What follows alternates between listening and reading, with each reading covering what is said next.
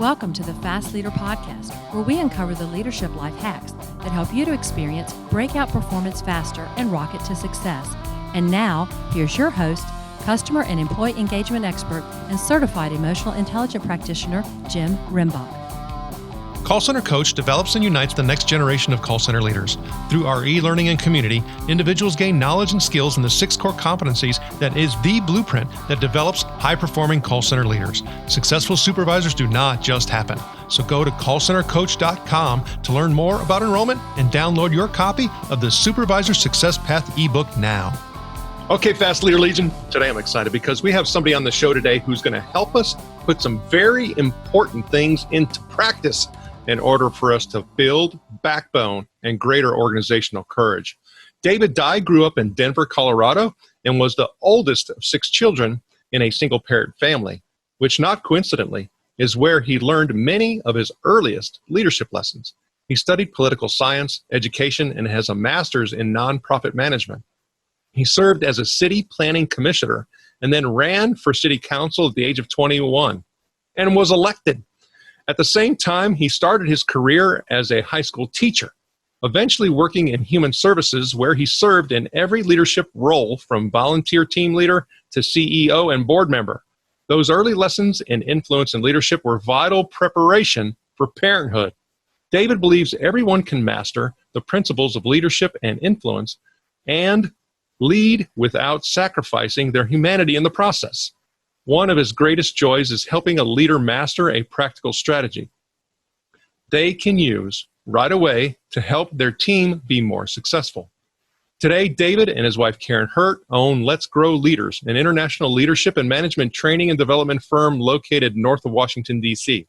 He's written several books, including Courageous Cultures, How to Build Teams of Micro Innovators, Problem Solvers, and Customer Advocates. Winning Well, A Manager's Guide to Getting Results Without Losing Your Soul, and 7 Things Your Team Needs to Hear You Say. David and Karen are committed to building clean water, winning wells to help the people of Cambodia. When he's not writing or helping leaders, David relaxes by reading, hiking, and a good cup of tea. Perhaps the accomplishment of which he's most proud is that one time he successfully matched every pair of socks in 3 consecutive loads of laundry. David Dye, are you ready to help us go over the hump? Let's do it. That's a true story, by the way. Hey, we have to take those mini accomplishments because they lead into big ones, right? That's right. Okay, so now I've given my Legion a little bit about you, but can you tell us what your current passion is so that we can get to know you even better? Current passion outside of leadership and management development. Right now, I am very focused on bread. I love cooking in general, and so I've been expanding my bread repertoire over the last several months. And my favorite right now is a 7-seeded whole wheat loaf that is just spectacular. I love that you shared that in a lot of ways. First of all, that we all need to have other passions to focus in on in order to give us purpose and value and all of those things. Also, if you start talking about that activity, you're being very courageous by experimenting and trying to find that perfect recipe. So it's so apropos.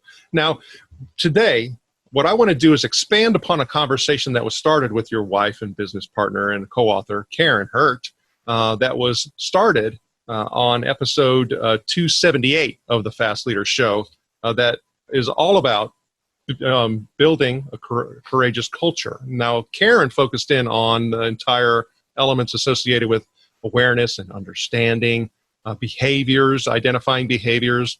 And for your episode, what I wanted to do is focus in on, okay, now we're aware and we know, but we have to start doing. And so what ends up happening is that knowing doesn't necessarily translate to doing, so we have to close the gap. All right, so now we know. Karen shared with us the knowing part, and so you're going to help with the doing part, and which really in the book kind of separates out the difference between prior to chapter 10 and then post or chapter 10 all the way through to the end. So thank you for doing that. So when you start looking at creating that courageous culture, I have some identifications. You say that there's several things that we need to talk about in order to be able to start implementing practices and focusing in on new behaviors, right? We're transforming. is that you say, okay, we need to identify how to scale what works, scaling micro innovations and best practices, and then how to find the principles in best practices, localizing the principle, and then refining an idea that just might work. So kind of give us some insight into what we're talking about here. Absolutely. Jim, thanks for having me on the show. Really appreciate it. And I want to capitalize on something you said just a second ago about the knowing and the doing. I had a soccer coach when I was in second grade who was trying to get me to perform, and I was a lousy athlete as a second grader. But one time he sat me down after a game. He said, "David, look, you just got to run over here." I said, "Hey, coach, I know. And he stopped and he looked at me and he said, "David, I don't care what you know. I care what you do with what you know." So let's dive into some of that doing. So when you're talking about the scaling and of best practices and everything you were talking about there in terms of principles, it might help to talk about it with some real examples. So I remember one time working with a guy who would do these operation rallies, and we tell this story in Courageous Cultures, but he'd do these operation rallies where he would have the agenda that every other director would have, but he was a cook. And I mean, when I say cook, he would go hunt his own venison, make his own sausage, grow the herbs in his garden, homemade pasta. I mean, Italian heritage, and he just threw down. And he would self-cater these meals for his operation rallies. And his team loved it. They just adored the human touch, the connection, and what that meant for his team. I was talking with another director in the same organization who just threw up her hand. She said, "Look, I can't boil water. I'd rather be a part of his team. His team's operation rallies are better than mine." And she was making a mistake that many, many leaders make when it comes to innovation and scaling practices and principles and so forth, is that she was focused on the practice. His practice was he was cooking this self-made meal for his team. That's the practice. That's the specific action he was taking. That may not be the action you need to take. You could do the exact same thing, and even if you're a good cook, it falls flat because it's not coming from the same heart, it's not got the same connection, and so on. So when we're talking about practicing the principle here, what we're talking about is figuring out, okay, this is working on a particular team or for a leader or whoever it is. What is underneath that? What's the principle that is scalable, that will translate into different contexts? And so for this example, what she wants to do is not figure out how to cook a meal. What she wants to do is figure out, okay, how do I show up personal and connected and invested in my team in a way that's authentic and real for me? That's the principle. So in your organization, if you're looking at your team, or if you're an executive and you're looking at the entire organization and you see this team is doing something very well and it's working and they're getting great results, a mistake that people will often do is they'll say, wow, so that team they're asking every customer this question, or they're having this interaction, and they'll take that practice and immediately say, everyone's doing this. Starting today, everyone's doing this. Well, the mistake is you've just taken a practice that worked in one context and tried to apply it everywhere, and it may not grow there. The soil's different. The people are different. The customers are different. So better is to ask, to identify the principle that's within that best practice, and then replicate and scale that. As you're talking, I start thinking about this, creating that courageous culture element, and what we talked about, and I think it's appropriate to say on Karen's episode is that, what we're trying to do is address the situation where executives are sitting there and saying, hey, nobody's talking and giving us ideas. And then the people on the front line are saying, hey, nobody listens to my ideas. There's this huge disconnect. Yep. And both of them are saying things that are about the other groups. And so essentially they both have work to do. The executives have to do a better job of creating the environment, and the frontline people, and when I say frontline people, let's just talk about people who aren't on the executive level. Okay. Sure. They get, as you get closer to the front line, you get closer to the customer. And what we're talking about is the benefactor of all this work is the customer. Or should be, absolutely. Absolutely. So when we start thinking about that, is at the executive level, creating the culture, allowing the experimentation to occur, like making these different bread recipes, right? So sometimes it's like, what, that didn't work so well. But an executive also has to be able to take these multiple perspectives, kind of like what you were talking about, not make the mistake of, hey, everybody does it. And the reason that we do that is because we often haven't created the environment where all of these people were getting all this feedback, we're gaining perspectives, and then as an executive, we can say, okay, well, given all these factors and all these perspectives, what is going to essentially be the things that we start doing or testing to see if we can roll it out to everyone? Absolutely. Absolutely. And so it's that process of scaling is when you think you've identified a principle, something that will work in a variety of contexts, test it. Get it in 3 or 4 different situations and see if it works the way you anticipated. If it does, great. If it doesn't, have you revealed that, this is really only specific to this segment or situation? Or is there another level you need to go a little bit deeper and figure out what that looks like? Well, and I even start thinking about that at the frontline level. I could be doing the same thing at that micro. You're talking about that micro innovation component. So if I'm talking about the front line, right? So it's the people who are interacting with the customer. It's the people who now have to take, all of that insight and information and feed it up to the executive level. What are some of the things that they can do in that area? Sure. So if you are and as you said, anywhere in the organization, it could be a frontline employee, you could be in a middle level management position, and this still works.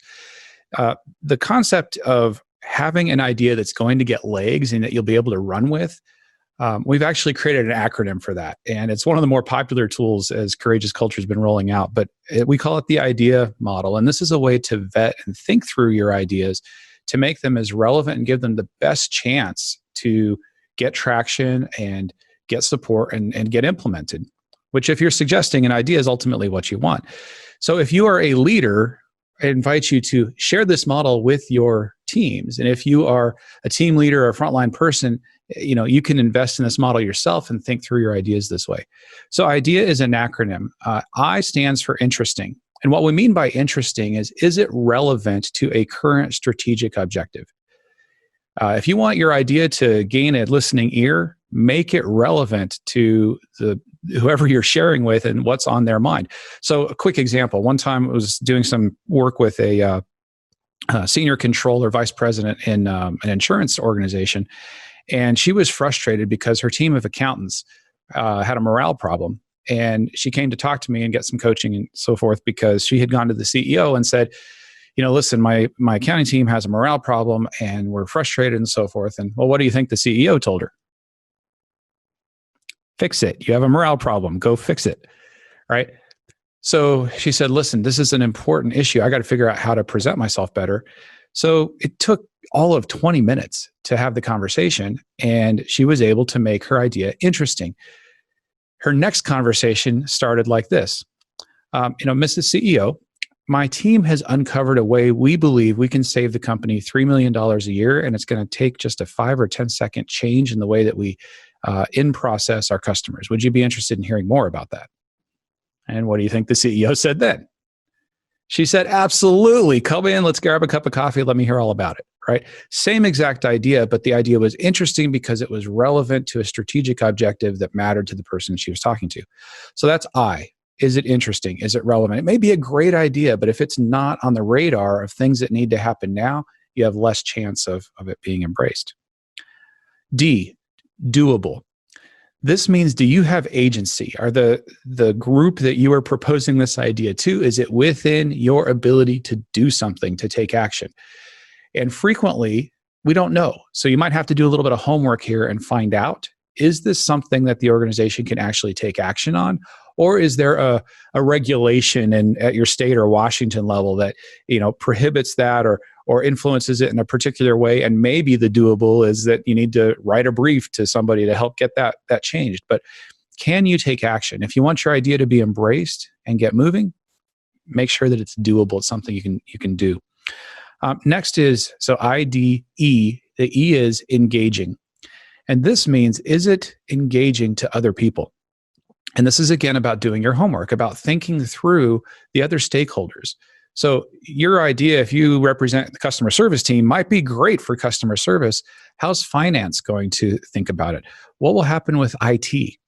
Have you thought about their concerns, how they would approach it? And is there a way to shape it and to craft it in a way to get all of those people on board and address their issues and their concerns up front? If you do that thinking and do that homework, and you've got other people saying, yeah, this is a good idea, and everybody's nodding, a lot more likely you're going to get traction. And then finally, the A stands for action. And this is, what are the next steps? So when you propose an idea, it may be relevant, it may be something you can do, and it may be engaging to other people. Close that loop by saying, and if you, like I do, believe this is a good idea, here are the next 2 or 3 specific things we need to do to take action on this. We got to call this person, we got to put this data together, and then we got to send it here.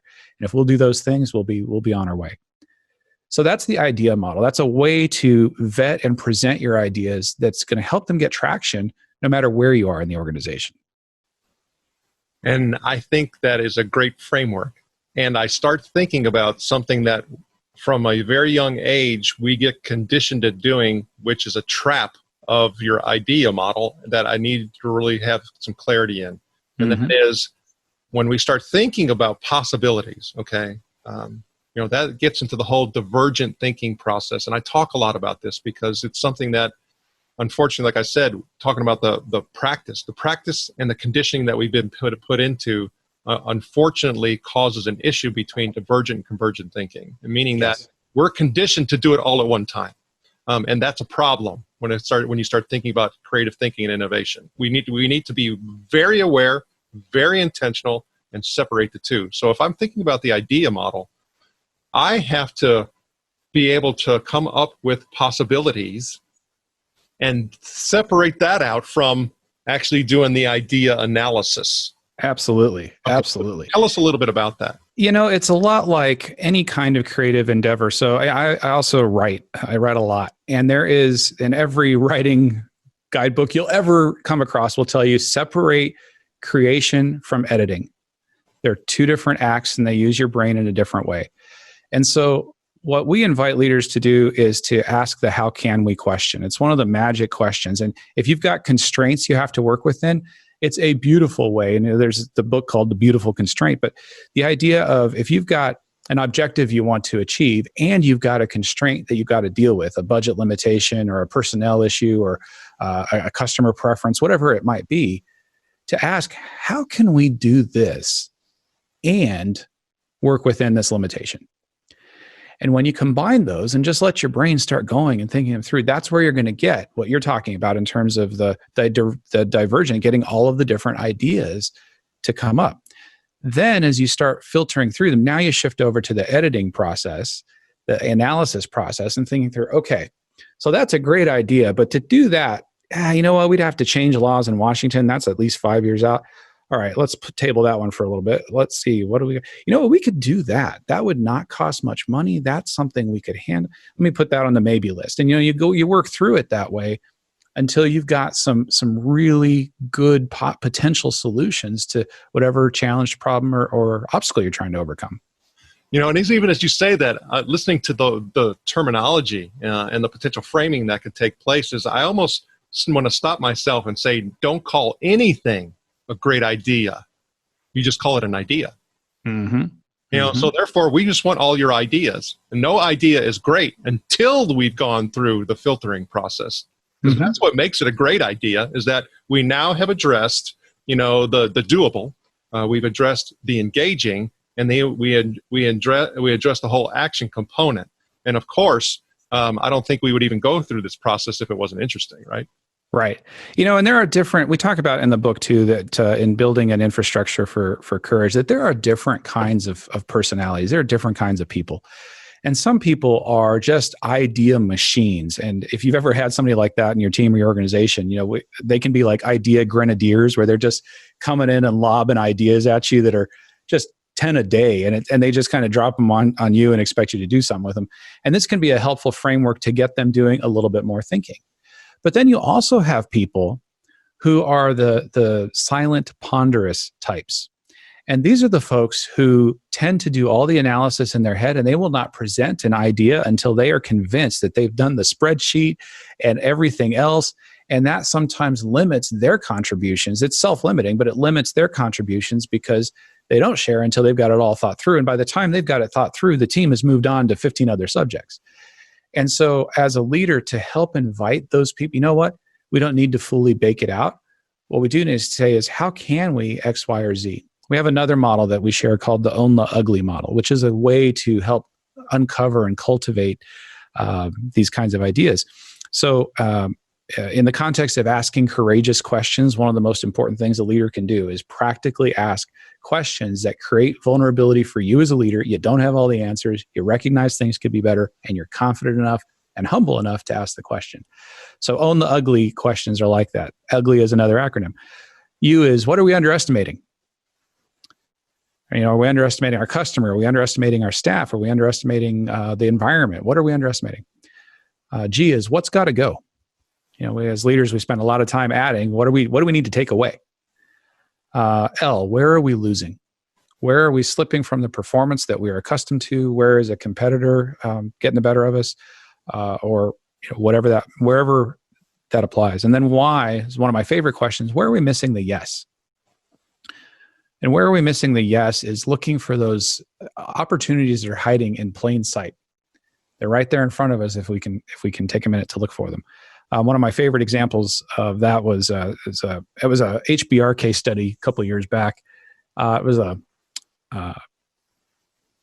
company that made the motors, the replacement motors for like dirt bikes, and they noticed a spike in sales for their motors in India. Well, they weren't distributing their bikes in India at that time. Now, what on earth is going on? They went and investigated, and they discovered that farmers were buying these replacement motors because they had the right power and setup to power their localized irrigation. Well, there's a tremendous yes available to them, right? And so they were able to invest in that. Another more recent example, Careem, before they were purchased by Uber, was the Uber in like Saudi Arabia in the Middle East. And they noticed a drop off in passenger ridership. And people would ride for a couple of years and then stop riding. I said, well, what's going on there? They investigated, found out they were missing the yes, because what was happening is that these were younger people who were getting married and having kids. Well, once they had kids, they weren't putting their kids in a Careem or an Uber anymore because there's no car seats. It's not safe. So they started Careem Kids.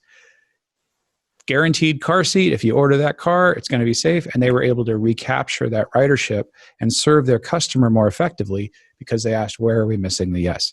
So those are kinds of questions you can ask specifically to help people generate some of these ideas. And then you follow, as you address all those, then you follow up with how can we start addressing this? So all of those are ways to engage your people who may be shut down for being very analytical. And I can be one of those, by the way. So I'm talking about things I know help me. Like, we're not solving all of it. We're just generating right now. So as you're talking, and what was happened when we started this conversation, we talked about the 5 things that we needed to do. And so we've been hitting those as far as, how to scale what works and all of those types of things, and refining and ideas.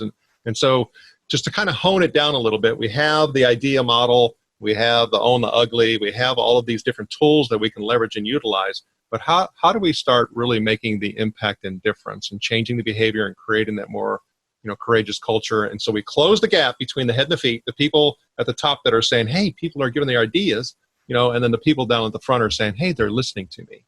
Yeah. Make it real. Yeah. So the, hey, they're listening to me is so critical, Jim. And if I had to focus anywhere, and if I'm coaching a leader and you really want to create a courageous culture, after doing the work in yourself that Karen talked about, the next thing I recommend you do is, as you start asking these questions, is pay great attention to how you're responding to the ideas you're hearing. Because you're going to hear ideas. We hear them every day, but we're not always paying attention to them. And we're definitely not always paying attention to how we respond to them. And so we talk about responding with regard. This is where you reinforce and create the momentum for a courageous culture. Somebody shares an idea. Well, there's one of 4 things that's typically the case with that idea. Either you can do something with it right away, or it's already implemented, which in our research, we found out like a big organization, like 50% of the ideas that they were receiving through their suggestion system were already implemented. And we said, are you circling back and telling people that was a great idea? In fact, it was so great, we implemented it 6 months ago before you even suggested it? They said, no, I guess that would be a good idea. Yes, it would, because what's happening to all those people? They're feeling ignored. They just reinforced that whole idea of, doesn't matter what I say, they're not going to listen. No, they were listening. but they weren't closing the loop. So this idea of closing the loop. Then you've got ideas that you can't implement because they're half-baked, they're off-target, they need more. And then you've got some ideas that you're just not going to implement. It's just not going to happen. So you've got those 4 types of ideas. How do you respond to them? Well, I would recommend you always start with gratitude for all 4 kinds. Somebody brings you an idea, first words out of your mouth, thank you for thinking about that with us. Really appreciate you investing some energy and thinking about the future of the company, how we're serving our customers, trying to solve problems. Really appreciate that. Now let's talk about this idea. Option 1.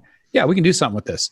In fact, here's how we might go about trialing it. And we talked earlier about a small trial. How can you do that? And if at all possible, how can you involve the person who had the idea in that? Maybe you can't, but if you can, it's a really great way to get connection and ownership. If the idea was already implemented, tell them, hey, that was such a good idea. We've done that. Here's where you can learn more and see how it's being used. If the idea was missing information, it wasn't as strategically relevant, it was a good idea, except they were missing this whole component, or, a classic one, hey, you know what, we tried that last year and it didn't work. Well, tell them, why didn't it work? We did try that last year. Really appreciate you thinking about that with us. And here's what we ran into. We ran into a budget constraint because your colleagues in this department have this goal and that has to be met.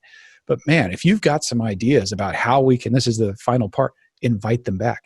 So add that information and then invite them to further conversation, to keep thinking. And if you can come up with some ways that we can solve that constraint and do what you're talking about, I would love to hear that. And if you get enough people doing that, you got all this parallel processing power that's out there. And then the 4th possibility is that you're not going to implement the idea. You're just not going to. It's not relevant. It's not right for your strategy, whatever the case might be. Again, close that loop. Thanks so much for thinking about this with us. So on this idea, here's the deal.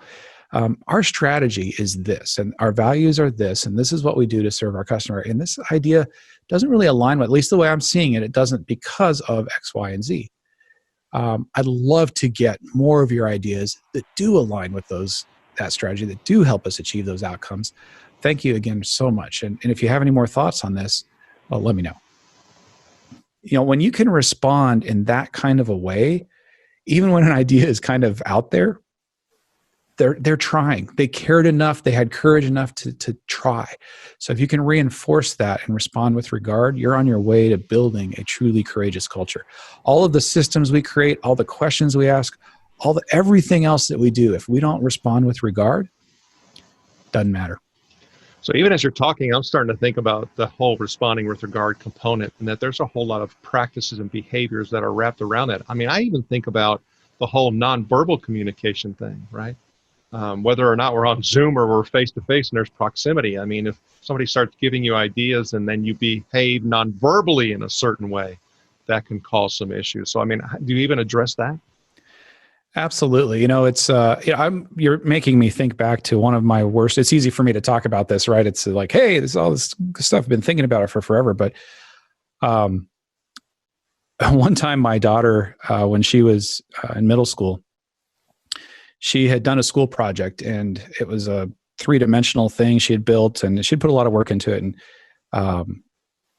she brought it home, and she had it there as I got home from work, and she said, hey, look, I got an A on this project. I said, oh, that's fantastic. And I was looking at her, I said, wow, you know what would make this even better? What if we did this? And what if we did this? And she looked at me and she said, why is nothing I do ever good enough? Now, I have shared that story with her permission a couple of times in different contexts, and she laughed. She's like, I don't remember saying that, but yeah, that's probably, I probably could have said that. I promise she said it, because I will never forget that to the day I die. It was heartbreaking. And it was a great wake-up call for me that I needed to be paying attention to how I was responding. And so, yes, that includes our nonverbals.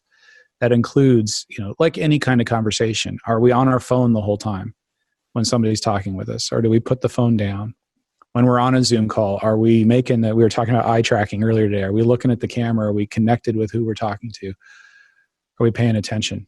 I had, if they were to freeze the camera, and this happens on these Zoom calls sometimes, if they were to freeze the camera at any given moment, is the image of you a person that looks engaged and interested?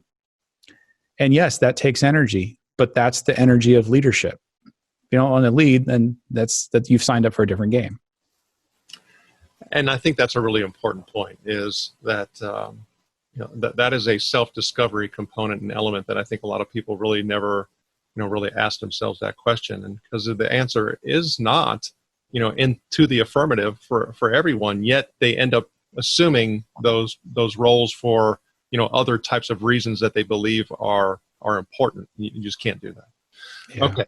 So when I start thinking about all this work that your wife and co-author and business partner are doing, Karen Hurt, and again, we're going to link her episode, which was episode 278 for the Fast Leader Show, to this one, because these two together are critically important. Now, David, I have to tell you, as far as if it was me, approaching those two episodes, ladies first. She has to go first because she built the foundation for the awareness and all that, and then you have really galvanized it for us in order to be able to put it into practice. But regardless, in all of this, it takes a whole lot of inspiration and energy and focus. With your wife, Karen Hurt, we talked about clarity and curiosity being critically important.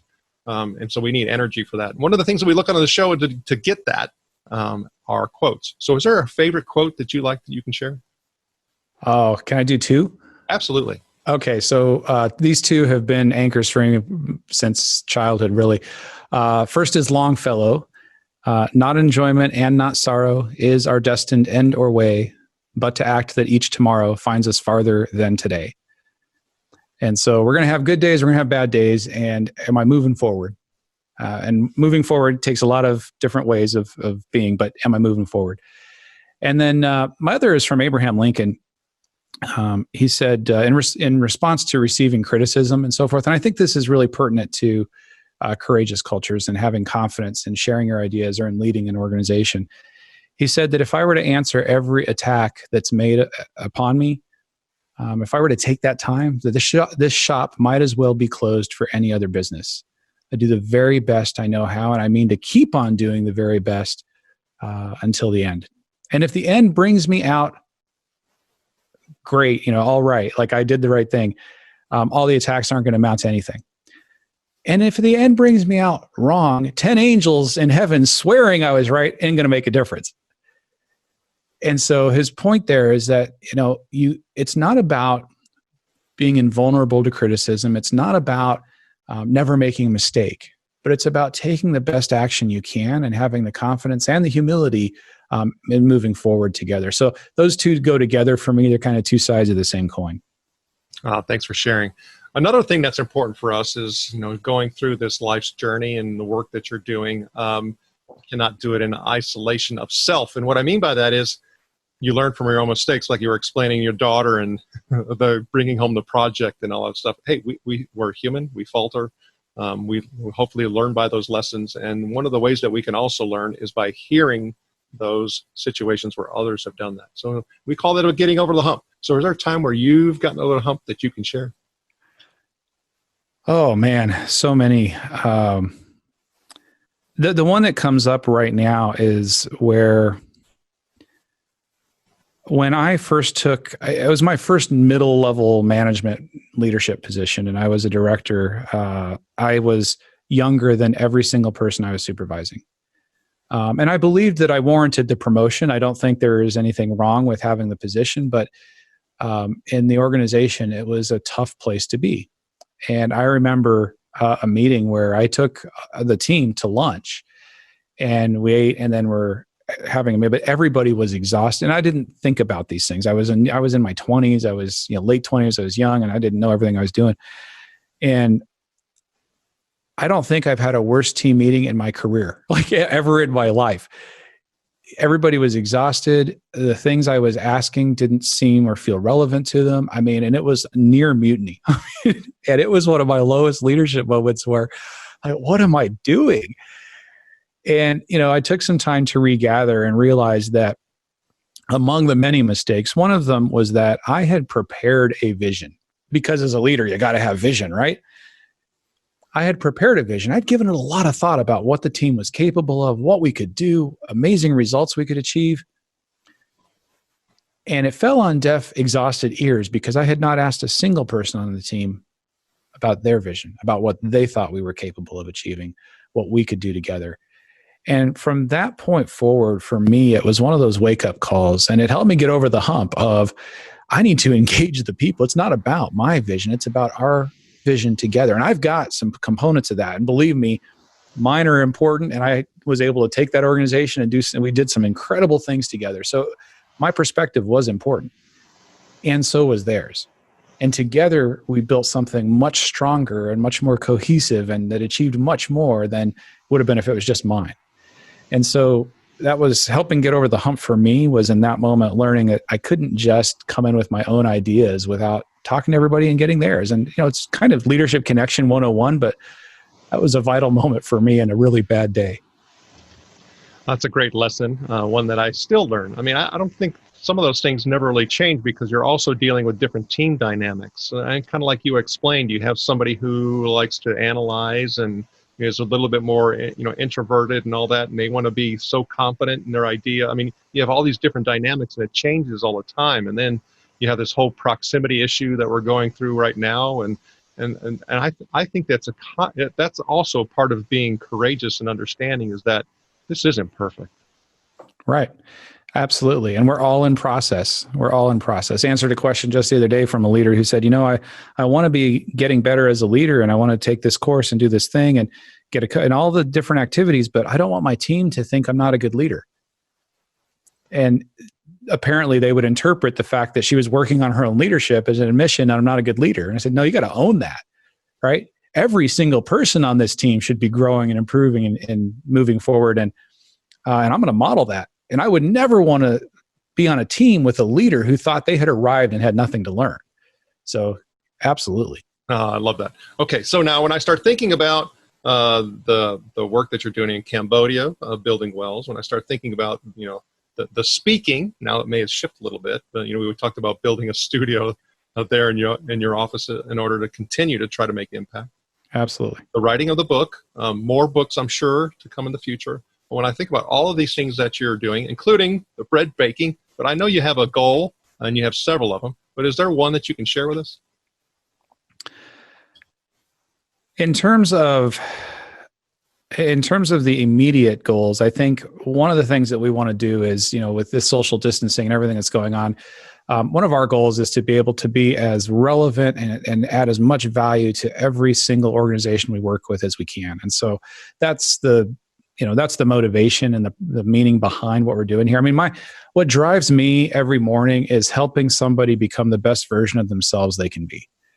And that's why I do this work. That's why I get up in the morning. That's why I'm on with you right now, is it's all about helping unlock and help people tap into that best version of themselves. And if we get everybody who wants to leading in a human-centered, results-oriented way, I mean, I don't think we have an idea yet of what we can achieve together. So that's part of my goal, is I want to, and if you want to go bigger, so that's the short term, you want to go bigger. I always talk about, you're familiar with Dilbert, right? The Dilbert cartoons. Dilbert was one of my earliest textbooks on leadership. I remember in my early 20s, my first management role, I got a hold of a book of Dilbert cartoons, and I started reading it. They're hysterical. I'm laughing, Scott Adams, and I'm reading about Scott Adams, and he says, you know what? I don't even have to write these anymore. All the scenarios people send me, it's easy to get material. And I thought, how sad is that? So one of the things that fuels me as a leadership development management person is someday I want to create a world where Dilbert isn't funny, where our grandkids are reading it and go, I don't get it, because the workplace has been so transformed that it's just not funny. It doesn't make sense to them. It's like, who would do that? And we're a long way away from that. We've got a lot of human nature to work through and courageous cultures to build, but that's one of my ultimate goals. And the Fast Leader Legion wishes you the very best. Now, before we move on, let's get a quick word from our sponsor. An Even Better Place to Work is an easy-to-use solution that gives you a continuous diagnostic on employee engagement, along with integrated activities that will improve employee engagement and leadership skills in everyone. Using this award-winning solution is guaranteed to create motivated, productive, and loyal employees who have great work relationships with their colleagues and your customers. To learn more about An Even Better Place to Work, visit beyondmorale.com/better. All right, here we go, Fast Leader Legion. It's time for the Hump Day Hoedown. Okay, David, the Hump Day Hoedown is the part of our show where you give us good insights fast. So I'm going to ask you several questions, and your job is to give us robust yet rapid responses that are going to help us move onward and upward faster. David Dye, are you ready to hoedown? Ready. All right. So what is holding you back from being an even better leader today? Self-criticism. What is the best leadership advice you have ever received? Have the confidence to lead. And what is one of your secrets that you believe contributes to your success? Patience that came from a lot of tough situations and suffering in different relationships and things, and seeing how the world actually works. And what do you feel is one of your best tools that helps you lead in business or life? Listening, understanding people. And what would be one book that you'd recommend to our Legion? It could be from any genre. Of course, we're going to put a link to Courageous Cultures on your show notes page as well. Gosh, if you go any genre at all, I still think To Kill a Mockingbird is one of the best books out there. So much going on there from a leadership perspective and from a making life better for everybody perspective in the work that leaders do. Okay, Fast Leader Legion, you can find links to that and other bonus information from today's show by going to fastleader.net/David Dye. Okay, David, this is my last Hump Day Hoedown question. Imagine you've been given the opportunity to go back to the age of 25, and you can take the knowledge and skills that you have now back with you, but you can't take it all. You can only take one. So what skill or piece of knowledge would you take back with you, and why? Oh, I like that question.